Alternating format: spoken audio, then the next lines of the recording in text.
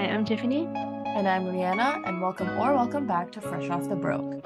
Fresh Off the Broke is about personal experiences growing up Asian American in a predominantly white community, Asian media, and Asian pop culture in general. Race has always been a sensitive topic. Every day, there are debates over race. With our podcast, we intend to shed light on the experiences of first-generation Asian immigrants, not put them on a pedestal. We understand that race isn't everything, but there should be an acknowledgement of people of color, the knowledge gap, and the racial divide that will ideally be broken. Now that that's out of the way, let's get into the episode. Today's topic is Asian tutoring. This episode is pretty straightforward. School is coming up pretty soon if you are in school. We know or if you're in summer school. So technically school has always been up. Yeah. So it's a stressful time of year. And that might be accompanied with tutoring on top of that. Studying to prepare for the upcoming school year. Or just extracurricular. Well, would it count as extracurricular if you're already at? I guess it would. But this episode, Asian tutoring, we're basically just talking about the shared experience among a lot of Asians growing up in Asia, in and out of Asia, of having be forced to take, for instance, like math class or whatever other tutoring. But I would say the one that comes to mind first is usually math, right? Yeah, math. And then the other ones we'll talk about. And before we get into the episode, we wanted to acknowledge that this episode is our 88th. Happy episode 88. Why is that worth mentioning? Well, because 88 and the number 8 in general is considered a lucky number in Chinese culture. 8, ba or bat, sounds like fa or fat, as in like fa chai, fa choi, to make fortune, make a fortune. And so Chinese people, they really like the number 8, amongst other numbers, of course, because it represents good fortune. And so we hope that this episode can bring good fortune to us all. I think we all could appreciate some fortune, right? Yes, we could. Right now, we definitely could. Yeah, I could use some 8. Let us know in the comments if 8 means anything in your culture. Or if it means nothing. No one's barred from participating. To jump right into it, some of you may be wondering, what is Asian tutoring? So specifically, what we mean by Asian tutoring, technically there is no difference between regular tutoring in some aspects. So we mean maybe your area has a specific like homework helper thing or program. In Canada, we have Kumon, something called Kumon. You also could just have private tutoring in general, whether that be by a specific company or maybe by just a person, a family friend, a connection that your parents may have had. These are extra lessons after school. And in terms of Asian tutoring, this is typically going to be tutoring for curriculum that you are learning currently in school or curriculum that is coming up ahead in school. So it's preparing you for the future. Yeah, and Asian tutoring, the reason why we are referring to it as Asian tutoring is because this is a very, very common experience. It is a shared experience amongst both, I'd say both Asians in, the Asian diaspora and Asians mainland. Yes, mainland Asian. Yes. It is a very, very common thing because, as you may know, and as we've said time and time again on this podcast, Asian culture has a heavy emphasis on education and studies. Mm-hmm. Mm-hmm. I mean, especially in Chinese culture with all the idioms and proverbs and stuff, we have a lot of sayings. There's one that I think is engraved in a lot of kids' mind is 努力学习，天天向上, which basically means like you work hard to study. And well, that's funny. The direct English translation that people usually use, I don't. It's kind of funny because it doesn't make sense. But it's something like study hard every day, day up. Like Mm, you're. But the whole point is that like you work hard and study every day, and I guess upgrade or level up or like you move up every day. I see. And that's a saying that's engraved in a lot of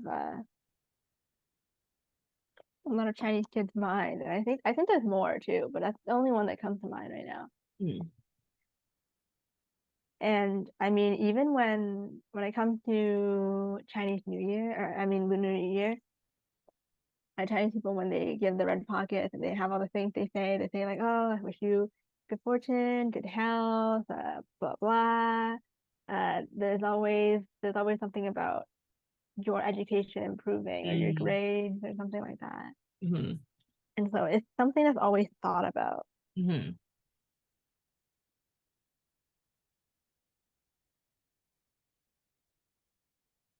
Do you guys have anything? We don't have specific sayings like that, but it's just one of those things that's emphasized. Mm-hmm. We've kind of already touched upon the main aspects, but the difference between Asian and Western tutoring is that Asian tutoring is almost like a standard that everyone upholds. As I said earlier, you are typically either being tutored on things that you're currently learning or things that are coming up ahead. So it gets you ahead of what you're learning in school. For Western tutoring, the idea is that it's more for extra help if you're Mm-hmm. struggling with something. Mm-hmm. Again, the main difference that we've kind of assumed to be is that it's because of the cultural emphasis on the importance of education. So, Asians typically want to be more on top of their schoolwork. They want to be ahead for the future. While Mm-hmm. in Western culture, education, not that it isn't emphasized, but it's not as big of a life like goal that people have. So tutoring is more like, I think if you heard someone in school being like, oh, I have a tutor, you kind of assume like, oh, this person needs extra help. Yeah, for sure. Not to say that there aren't students who, would say that they have a tutor and it's clear that it's just because they need to be ahead or they want to be ahead. That's definitely Mm-hmm. a thing Mm-hmm. here too. It's just that, Yeah, some people just want more yeah, one-on-one time because yeah. especially with like public school. Oh yeah, for sure. The state of public school right now is not great. Um, However, yeah, like in Asia or with Asian students, tutoring, you can assume it's more just for, keeping yourself up to speed or being ahead. Here, I think I've heard multiple times, like, if there's a student who gets tutoring, even when I got tutoring, I'll get into this more when we talk about our own experiences. But I used to hear, like, why are you in tutoring? You don't need any help. That's Mm-hmm. the mindset in the West. Mm-hmm. Oh, and this is also reflective of like just Asian culture and getting extra lessons in general. Like, for example, think piano lessons, violin. Even if the kid doesn't want to do it, Which most doesn't of the time they need to don't. do it, like they are still put in these extra lessons. Hmm. Again, it's one of those like just cultural standards or cultural norms.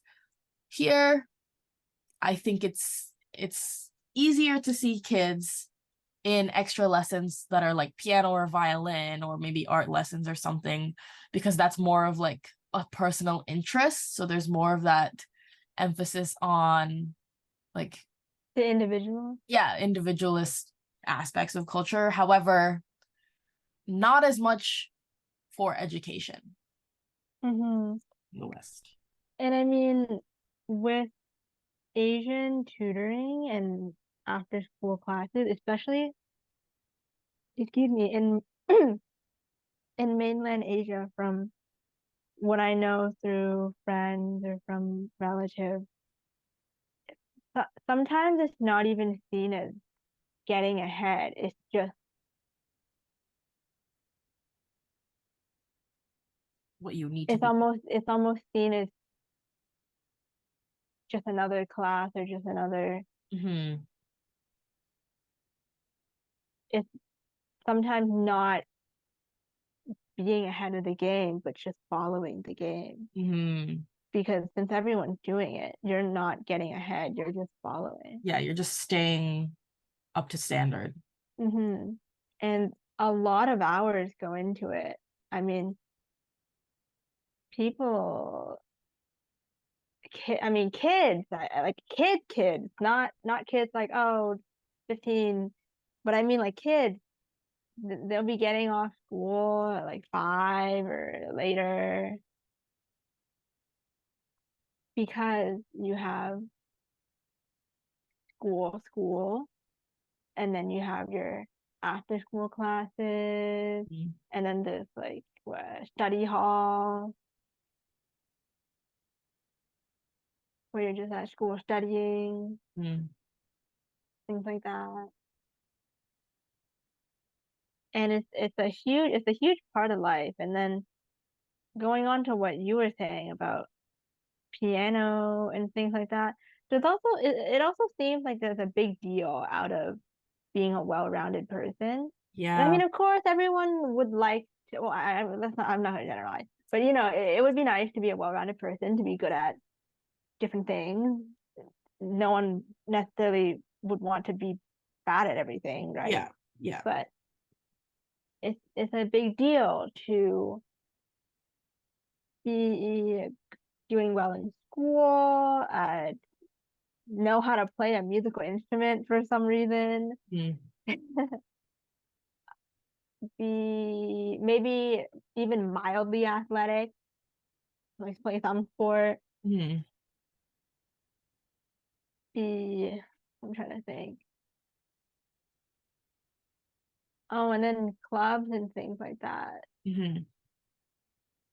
You just kind of have to be involved in everything because you have to be like this well-rounded individual, which I mean, there is that's not to say that it's only in Asia. I mean, when it comes to the whole pressure to be well-rounded, a lot of people in, let's say, America feel that pressure because Hmm. of university application, and you want to stand out as this really well-rounded, skilled individual so Hmm. that colleges can see that you're super involved Yeah. and take charge in your life. But yeah, I just felt like that side note should be recognized. For sure. It's really tough how much time that takes out of your life. Tutoring? Yeah, and then the years that you spend in school, it goes beyond just the class you go to Oh, yeah. from 9 to 3, let's Mhm. say, or 8 to whenever. Comment down below when what your school Yeah. hours were.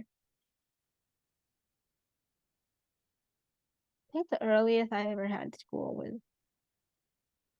8:30. Hmm.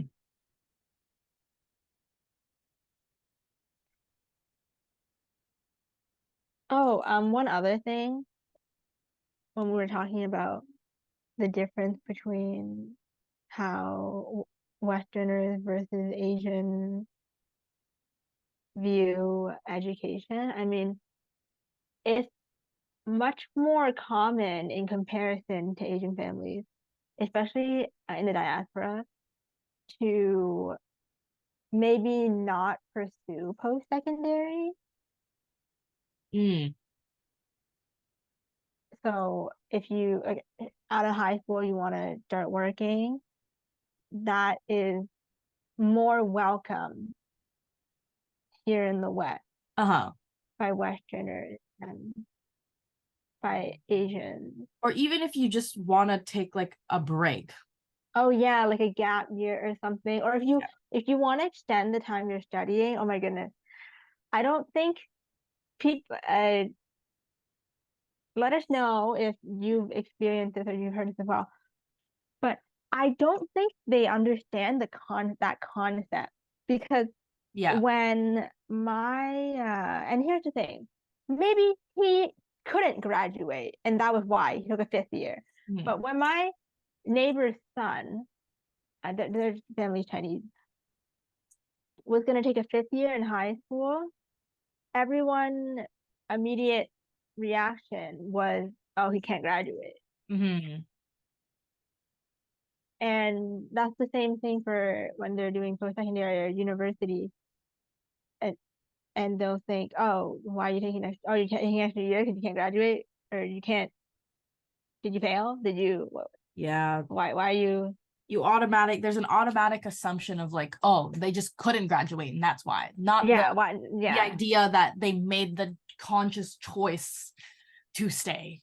yeah. Because sometimes maybe you're taking an extra year because you want to space out what you're doing. Hmm. And sometimes you want to take an extra year because maybe you did fail a class and you want Yeah. to do something about it. But it's the automatic assumption. It's just, oh, he can't graduate. Yeah. Did you hear? Did you hear so and so's daughter Mhm. isn't graduating this year? Or oh my goodness, so my mom actually the other day was talking to me about this. So her coworker's daughter is was applying to schools this year, like universities, colleges, whatever. And she decided that she was going to take an extra year Mhm. and then apply again next year. Mm. And my mom automatically assumed that, oh, maybe she didn't get in anywhere. Mm. And who knows? Maybe she didn't. I can't deny that reality. Mhm. But the automatic assumption, Yeah. It's just like impossible to grasp the idea that like some people just yeah. stay in school for, or at least stay in Oh, well, she's not staying in secondary. school. She's just taking Oh, I see. like she graduated high school. Mhm. She just deciding to not. Go pursue right away. Yeah, and the thing is, Hmm. who knows? Maybe the reason why is because she didn't get into her first choice, and she really wants to go to her first choice, and so she's gonna try again. Or maybe she really didn't get in anywhere, and she's gonna try again. We I have no idea. That's completely possible. Yeah. But then it's also completely possible that maybe she just wants to take a year off. Yeah. Because I mean, I know a guy that took half a year extra because some of the courses at his school, at his university, they're not offered every semester. They're Oh. specific to fall or winter, and so he couldn't take uh, certain classes at the times Oh. they're offering. And so he took it half a year extra to take these two remaining courses Hmm. that he needed, and then he graduated. Like that's it. It's Hmm. not that dramatic. Yeah. And sometimes maybe it is dramatic. You know, that's okay too. Yeah.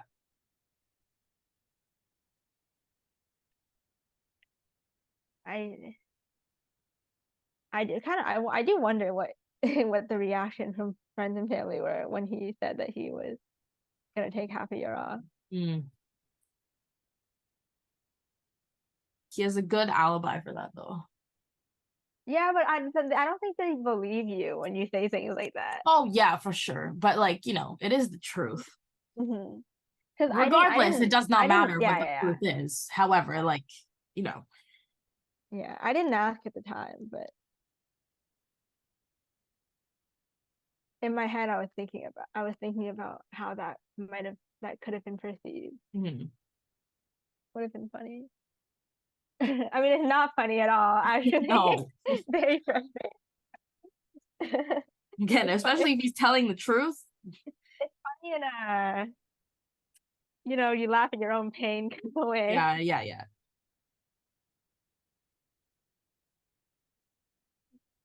But yeah,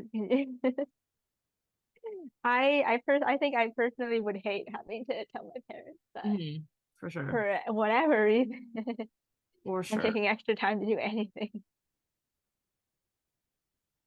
Knock on wood.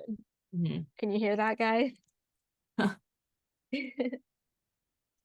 Even going to college or trade school or anything that's not university is looked down upon Oh by yeah, Asian families that's true. because, well, for one, college is automatically assumed, and it's a pretty universal thing actually that people assume that college is worse than university, which is not true. Well, isn't it in the US like that's just normal because college is like it's like different. No, well, I think Americans are just accustomed to calling post-secondary college. Oh. Yeah, that's why they all say college applications. They really mean university applications, but they Mm, don't they just say college. mm, They use that term very liberally. mm. But no, going to college versus going to university is still seen as a what do you call it, a downgrade, or It's not the same. it's not seen as good enough. Mhm. Which it's just kind of sucks. I mean, Because you're still pursuing something like it's education. after, yeah. Yeah. And you can go to community college and still. But that's one thing that's also interesting. I don't think I've ever heard someone call it community college here, but I know they call it community college over in America. Mm, And I wonder why. mm. Because what do you mean by community? Is there a difference? Let's find out. Wait. Community college versus college. I think there is. Let's find out. Okay, community college.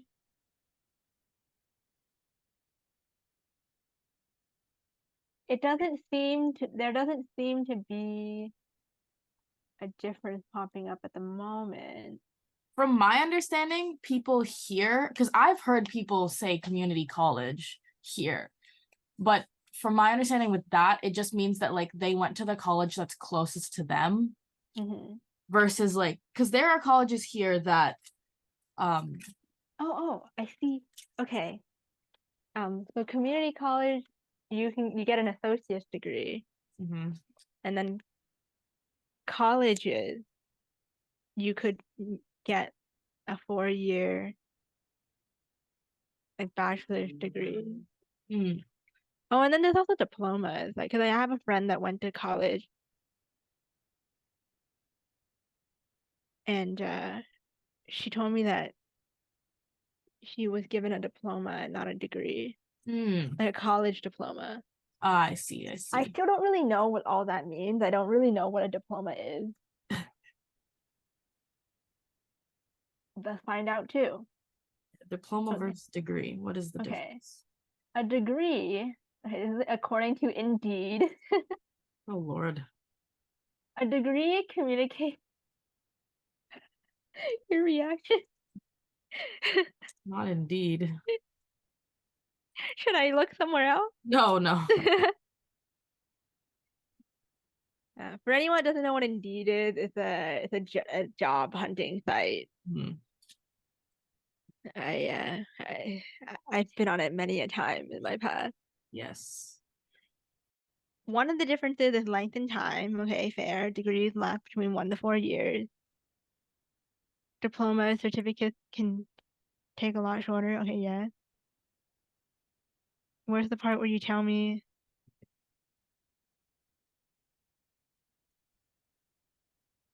general diploma versus technical diploma? Okay, we're not looking at Indeed.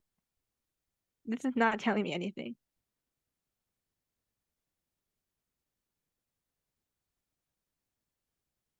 Okay, diploma versus degree. Let's go. Come on, someone. Okay, by the University of the People. Oh. This is the website. Okay.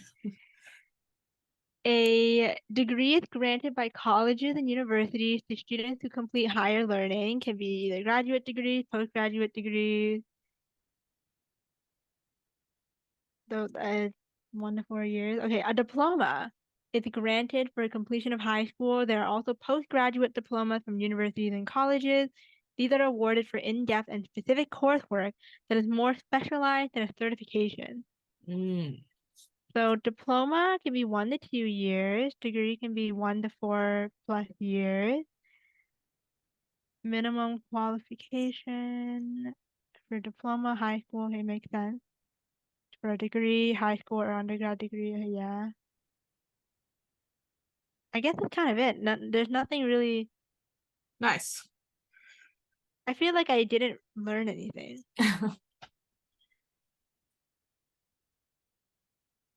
I mean, that just But yeah, an emphasizes associate's how dumb it degree is is. a 2-year degree granted by a community college, university, or technical school.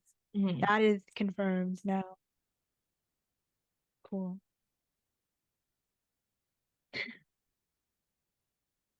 Hope everyone learned something there. We definitely did. Yeah, I know I did. And I know that I can't look up the difference between diploma and degree on Indeed. No offense to Indeed. Going back to our own personal tutoring traumas, to put it lightly, um, I think for me, my Asian tutoring experience wasn't as common. I wasn't put into a typical tutoring program. It wasn't like a general help type thing. I was put into a specifically a math program. And even that wasn't teaching me things that what I would learn in the curriculum. It was just for my own mental math. Um, so it was definitely something that was applicable to what I was learning in school, and it definitely did help me. However, it wasn't a direct teaching of the curriculum type thing. Um, that being said, I still did feel the whole like experience of it, like, going after school slash on the weekends, spending time, doing homework outside of school that wasn't for school. Um, your stereotypical experience with Asian tutoring. But also on top of that, this math program had competitions that we would have to go to. Okay. So there was that added level of like during competition season for this math program, like there was extra things that I had to focus on top of homework and learning and everything. It was, getting Mhm. faster at what I was doing, getting more accurate, stuff like that. Yeah. So that was my tutoring experience. And also just in general, like, oh, I guess I should have mentioned this in the beginning of the episode, but Yeah. I myself am a tutor now. However, Full circle moment. it is. However, this my tutoring, like I specifically chose something to tutor with that focused on students who needed that extra support. So kind of like that Western idea of tutoring. But it's more focused on like a generalization of areas that need extra support. So maybe areas that um, require extra funding, or that area that the students are in, it is a low income area type thing. Uh-huh. So my tutoring is very, very different, or my full circle moment of tutoring is very different from what I've been experiencing. Uh-huh. However, that was on purpose. So Okay. yeah, like Noted. I did not want to contribute to the whole Asian tutoring thing. Yeah, the Asian tutoring industrial complex. Yeah. I think as educators, equity is very important. Yes, for sure. So yeah. What about you, Tiffany? What is your tutoring trauma? So growing up, I was not put into anything like math or piano.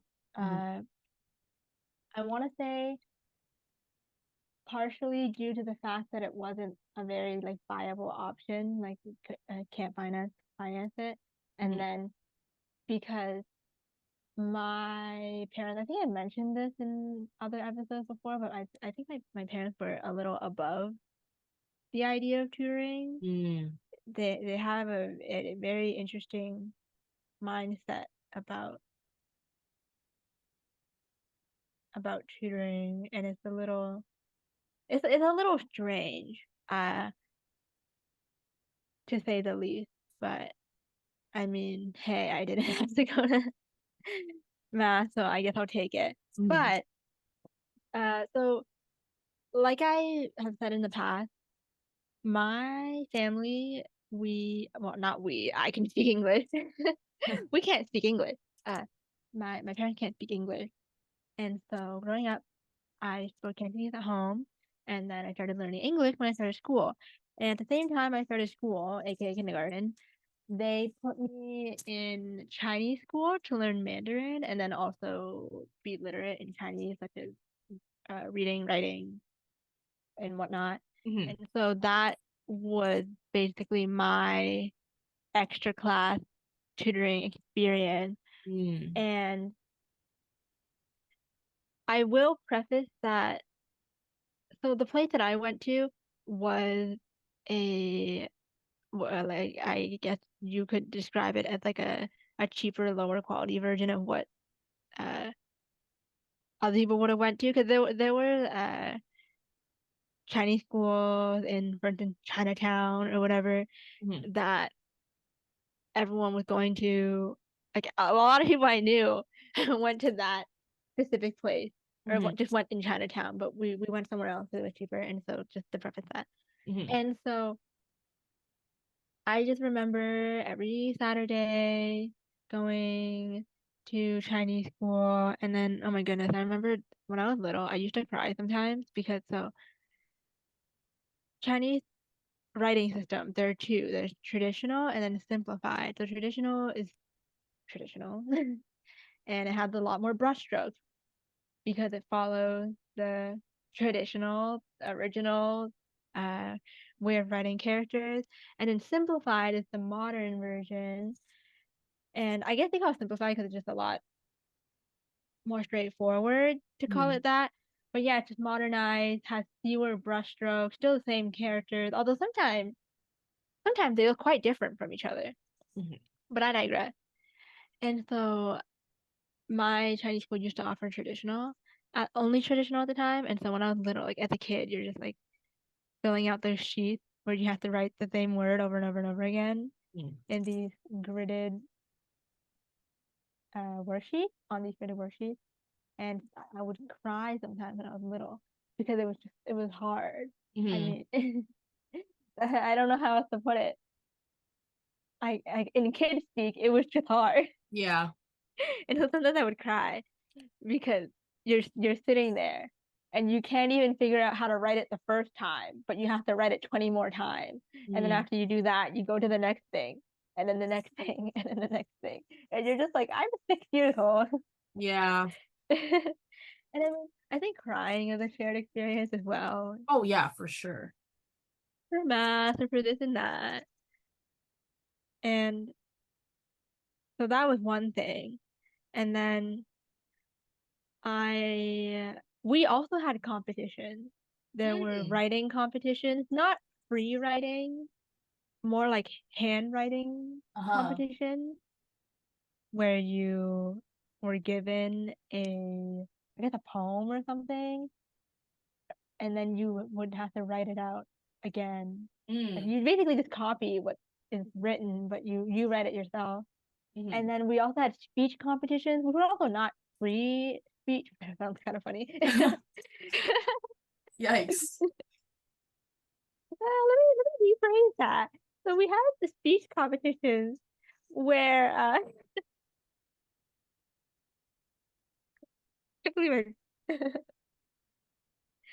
so basically what happens is a group of students they get recruited, and then there's a speech or I guess some type of spoken performance that everyone has to give.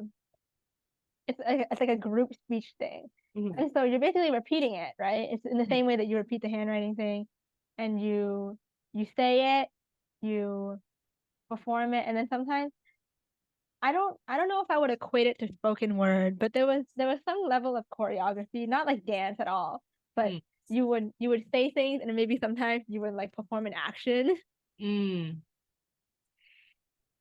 And so that was also something that I had to do. There was the Mm. handwriting competition, which is a lot less strenuous and stressful because you're just given a sheet one day in class and then you Mm. got to do it for however long.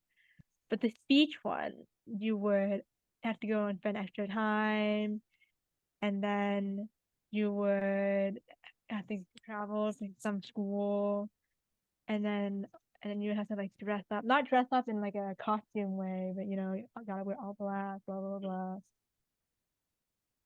And I think we talked about this before, actually, but the strange and annoying thing about that was no one, it was okay, the kindergartners always won because Mm. everyone's performing the same speech. Uh-huh. And so obviously, the youngest, I mean, maybe it's not obvious. Maybe to some people, they would think the oldest group wins. Yeah. But the kindergartners or the youngest group would always win Hmm. because they're cute and young and they're performing the same speech as everyone else.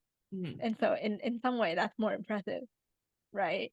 Hmm. And so that was something that I was always confused by. Not because I felt like, oh, that should have been us, but because it just the competition didn't really make sense Yeah. What's the if every point? year it's just the same age group winning. Yeah.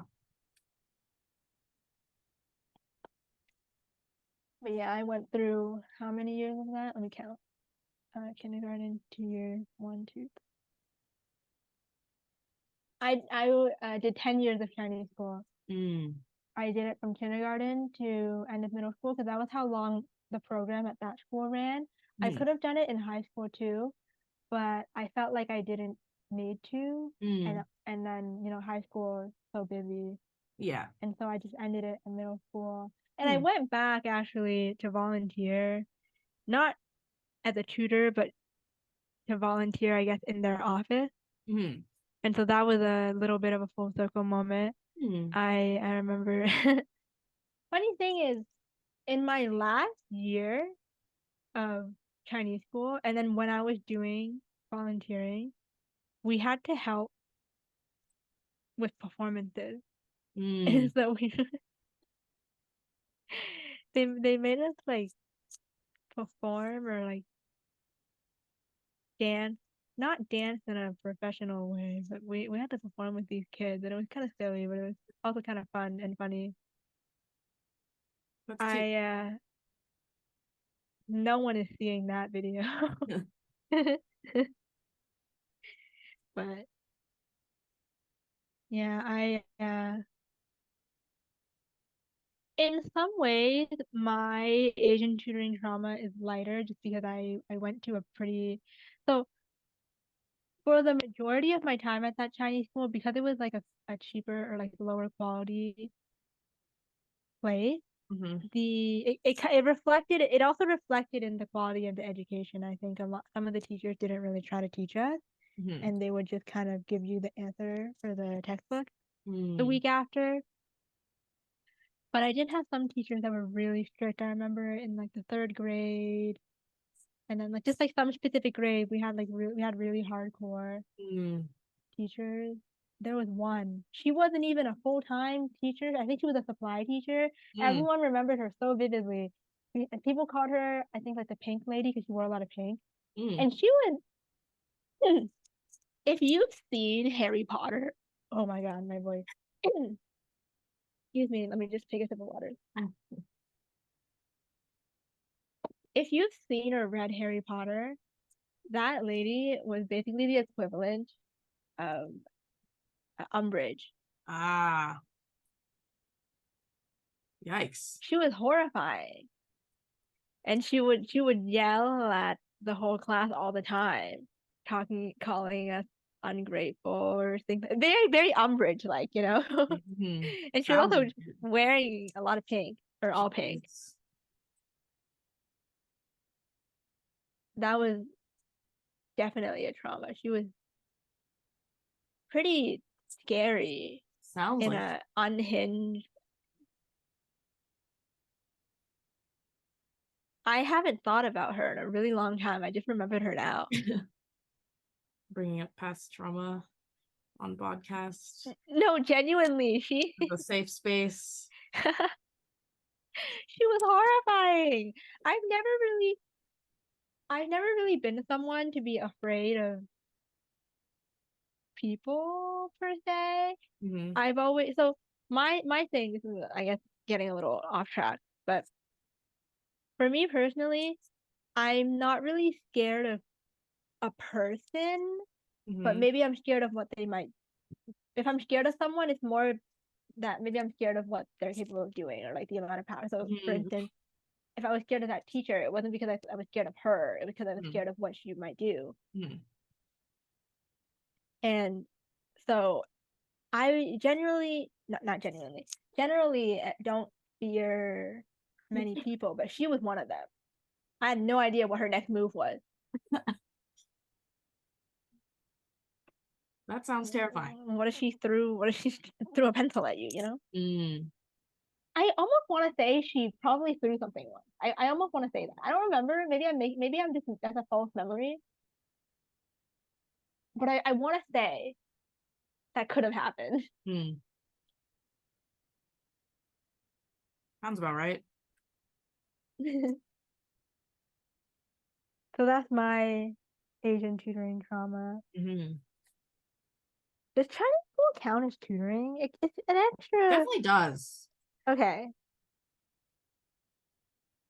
Definitely does. In my opinion, at least. We'll let the council decide. Because it's extra lessons, not something that just comes with regular education in the West, at least. So, Right. Yeah. like, it would be a very foreign concept to a lot of Western students, I'd say. Hmm. I guess looking back on our experience from this stage in life or at this point, what kind of effect do you think it had on you? Positive, negative? Um, Honestly, I would say positive. Um, as much as I did, like as you were saying, cry like during the lessons because it's so stressful and you're just a kid. All you want to do is like not do that.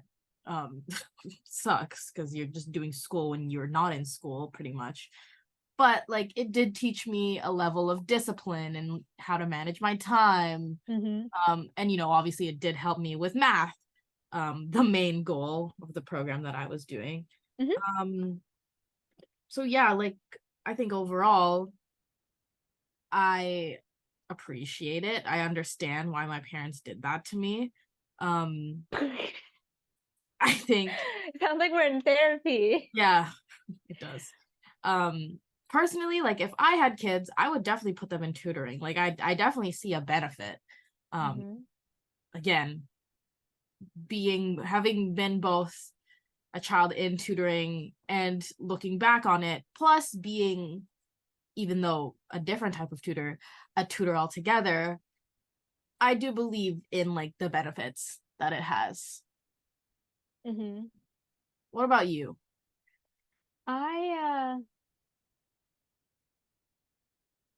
I also think it had some I think I have some positive things to take away from it. I mean, I really enjoy learning languages and things like that. And I mean, so growing up, there's definitely some things that I wish didn't happen. Mm-hmm.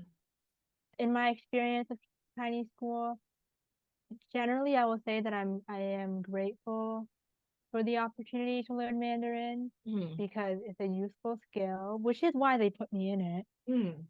Since I mean Cantonese is also a useful skill, but I guess just because Mandarin is the number one language or like the official language of China, it, knowing Mandarin can help me in life in many ways, in work or in even just like social settings. Mm-hmm. And I mean, one thing that's kind of unfortunate is that a lot of other dialects are fading, such as Mm-hmm. Cantonese. I mean, in Guangzhou, more people are speaking Mandarin than Cantonese. I mean, even kids that are born there, like my little cousin, she doesn't know how to speak Cantonese anymore, and she's I don't know 12, 13. Mm-hmm. And so I'm grateful for because I wouldn't know Mandarin without Chinese school. Mm-hmm. I and I mean maybe I could possibly feel differently if I went somewhere else. I think just because the place I went to was a little, I don't want to say laid back, but because like I said, for the most part, the teachers there didn't try as much, Mm-hmm. and so it was a more laid back place. And I mean some I made some child. I have friends that I still talk to from there, like we're childhood friends because I mean, since it was a smaller place, there was basically only one class for every grade, Mm-hmm. or one or two classes for every grade. And so you're all in the same class every year and you kind of grow up together. Yeah, for And sure. so I have these really close friends of mine from Chinese school. You know, we have like a Chinese school group chat or we just talk, hang out. And so that's a part of my life I wouldn't want to have not existed. Mm-hmm. Although a funny thing a lot of people say about Chinese school is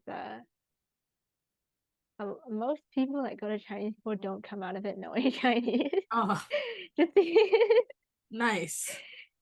especially the one I went to, I would assume, just because, like I said, it was more laid back, and all the kids know how to speak English, and you get to speak English with Mm-hmm. each other in the Mm-hmm. same way that here in Canada you're required to learn French. But then, did anyone really know French after, Mm-hmm. That's um, true. unless you were put in a more rigorous program, or you grow up and you have francophone people that you can talk to? Mm-hmm. Cause there's just like joke in my friend group that I was the only one that learned Chinese there because some of my friends they already grew up in Mandarin speaking families, so they kind of knew a little bit of Mandarin, and so they were just kind of there. They were just kind of at school to chill. Mm-hmm. But yeah, I don't plan. I mean, yeah, I don't exactly plan on. I don't like I don't think I will have kids. Maybe that will change. Mm-hmm. Uh, so I don't have. I don't think I'm gonna have anyone to put into tutoring, Mm-hmm. but I can see the benefits of it. I would, Mm-hmm. if I were to, I would definitely choose carefully. Mhm.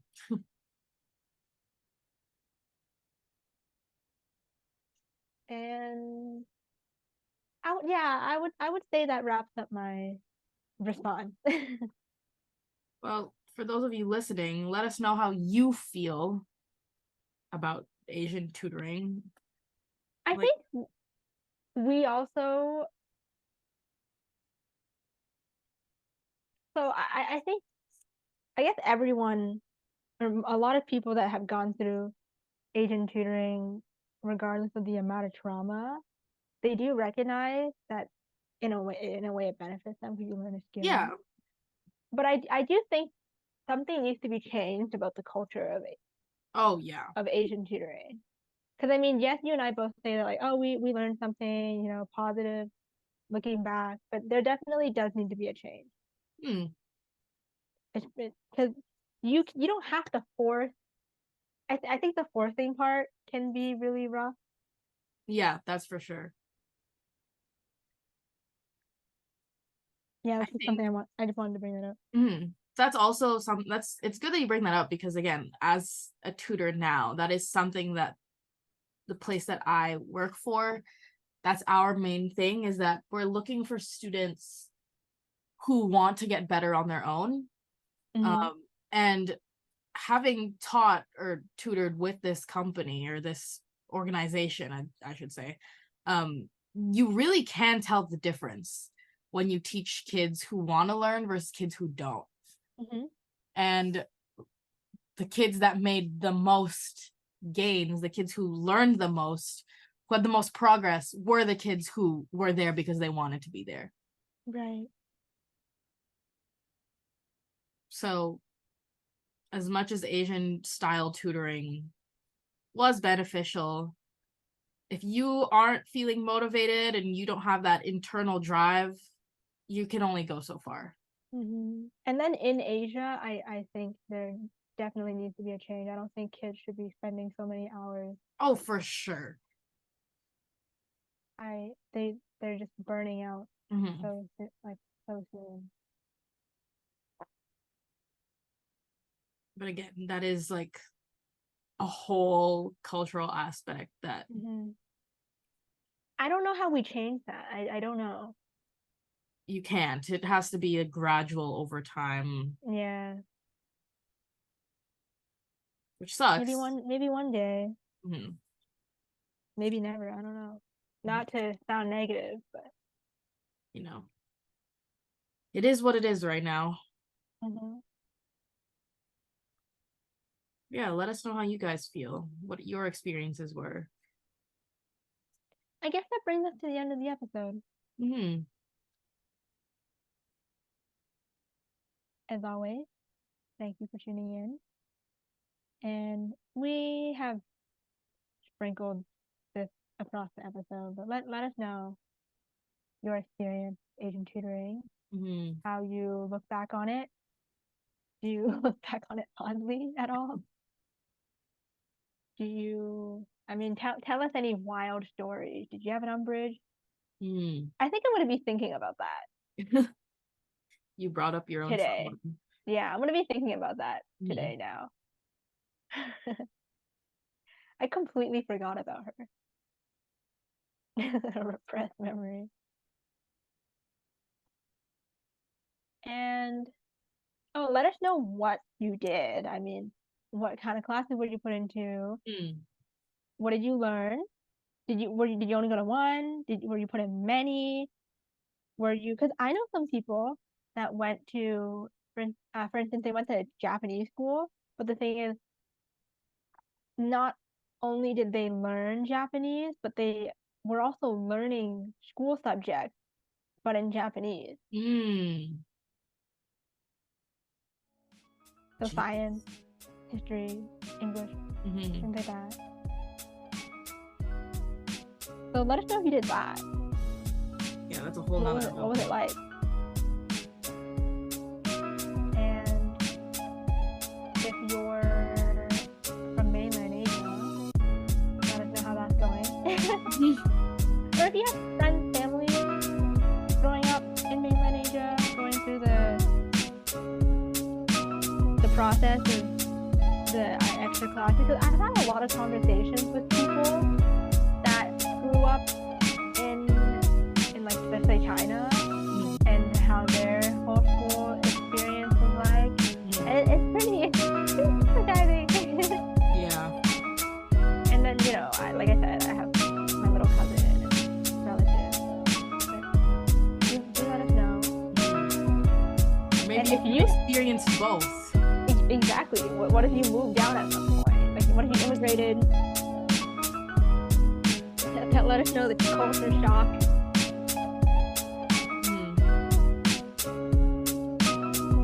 We want to know. Pardon? We want to know. Oh, we do. We do. And we'll give you a virtual hug. Yeah. Well, if you guys liked this episode and want to stay connected with us, check out our website in the description. It contains links to our streaming platforms such as Spotify, Anchor, Apple Podcasts, and more. Follow us for more behind-the-scenes content, announcements, and other random things we decide to put on there.